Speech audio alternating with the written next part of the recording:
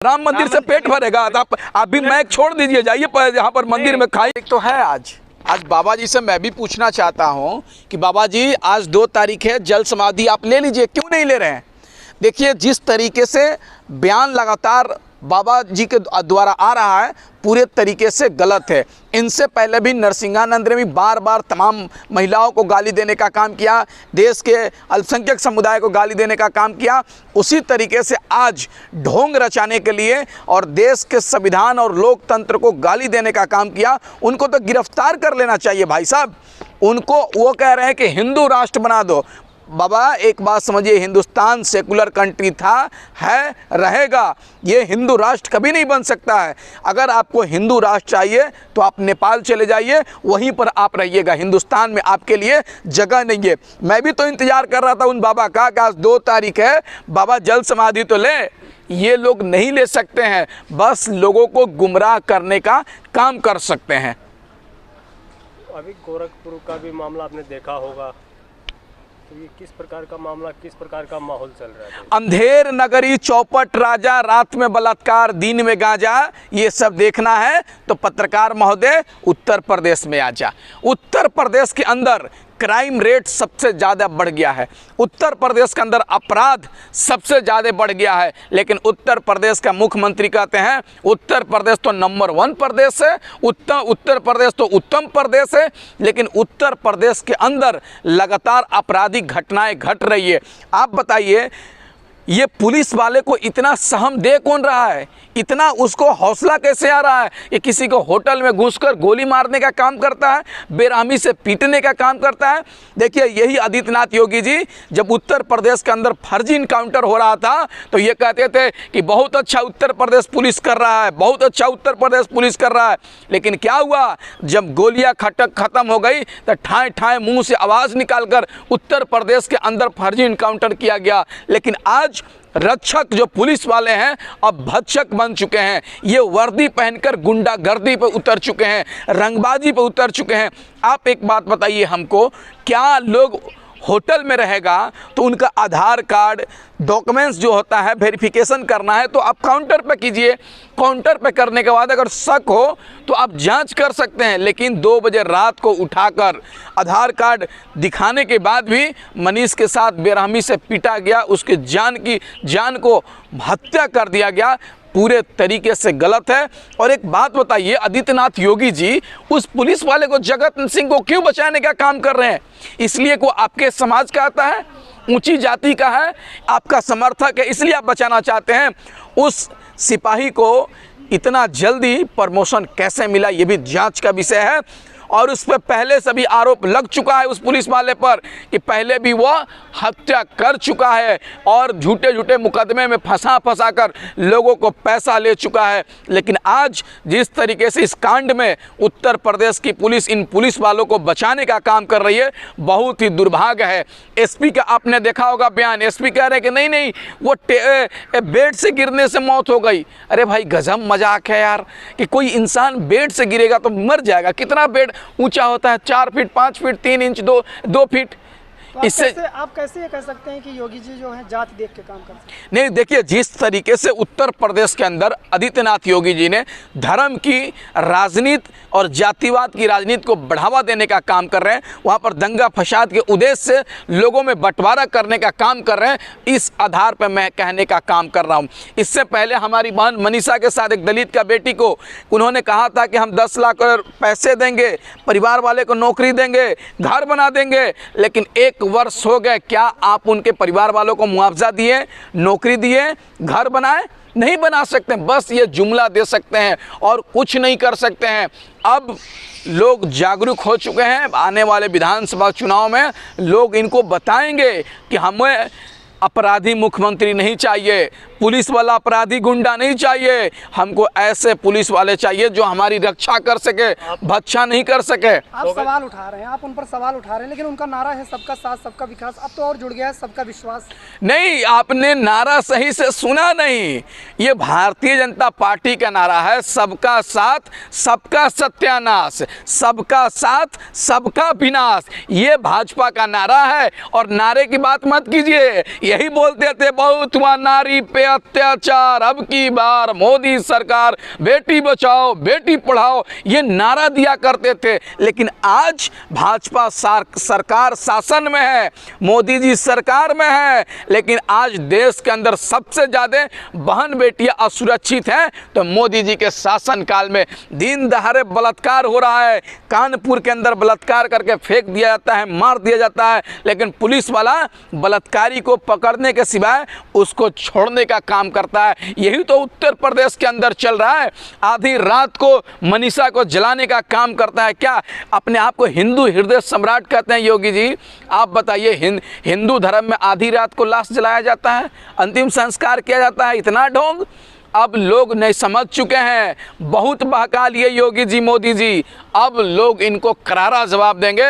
और आने वाले चुनाव में 2022 में 5 राज्यों में चुनाव है, 5 राज्य से भारतीय जनता पार्टी को देश की जनता, उस राज्य की जनता हराने का काम कराएगी। योगी जी पे बेबुनियादी आरोप लगा रहे हैं। सरकारी आंकड़े देखे तो यूपी से गुंडा राज खत्म कर दिया गया है बिल्कुल, और देश में नंबर 1 मुख्यमंत्री माना गया है योगी जी को।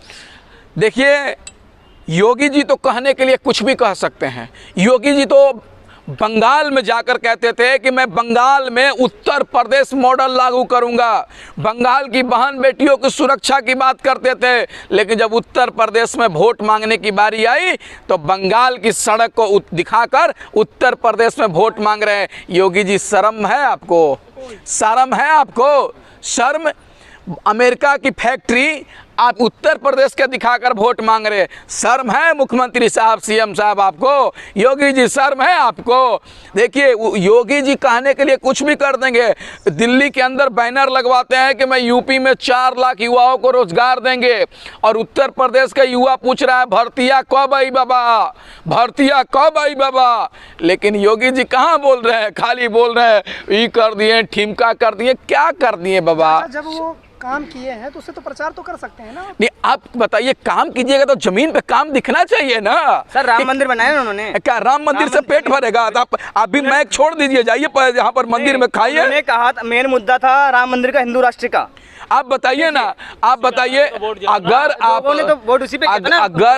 अगर आपको राम मंदिर से पेट भर रहा है तो ये पत्रकारिता छोड़ दीजिए, राम मंदिर में जाइए, पूरे परिवार को ले जाइए, वहीं खाना खाइए। नौकरी करने की क्या जरूरत है? तो राम मंदिर बोल के आए थे ना वो, नहीं, देखिए, उन्होंने पूरा कर दिया। सत्ता में इन लोगों ने ये भी कहा के आया था कि हर साल 2 करोड़ युवाओं को रोजगार देंगे। बहुत हुआ महंगाई की मार, अब की बार मोदी सरकार। बहुत हुआ बेरोजगारी की मार, अब की बार मोदी सरकार। बहुत हुआ युवाओं पे अत्याचार, अब की बार मोदी सरकार। बहुत हुआ महिलाओं पे अत्याचार, अब की बार मोदी सरकार। बहुत हुआ डीजल पेट्रोल की मार, अब की बार मोदी सरकार। बहुत हुआ गैस सिलेंडर की मार, अब की बार मोदी सरकार। बहुत हुआ महिलाओं पे अत्याचार, मोदी, अब की बार मोदी सरकार। ये सब नारा कहाँ गए? तो महंगाई पे नेता बयान तो दे रहे हैं ना कि देश हित में महंगाई बढ़ा रहे हैं। मैंने कहा है, मतलब देश हित में, वाह, अपने नेता सब खाएगा और मोदी जी अमेरिका जाके करोड़ों रुपए फूंक देंगे, बैनर में करोड़ों रुपए फूंक देंगे।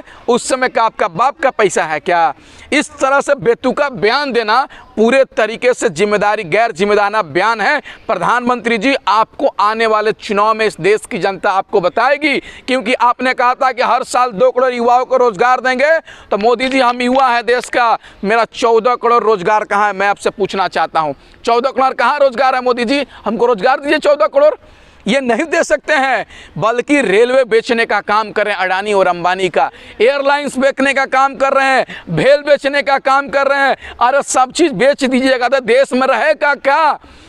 बताइए, अमेरिका के पास ऐसी मशीन है कि इधर से चौकीदार डालता है तो उधर से इंजीनियर निकालता है।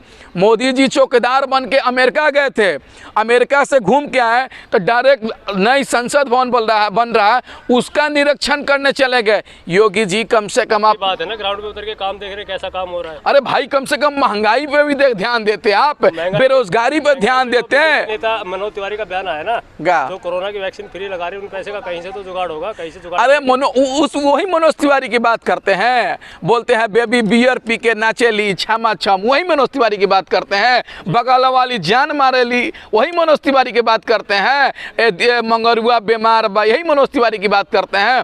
मनोज तिवारी जी, मैं आपसे पूछना चाहता हूं कि मोदी जी ने कहा था कि हर गांव हर सांसद एक एक गांव का गोद लेगा।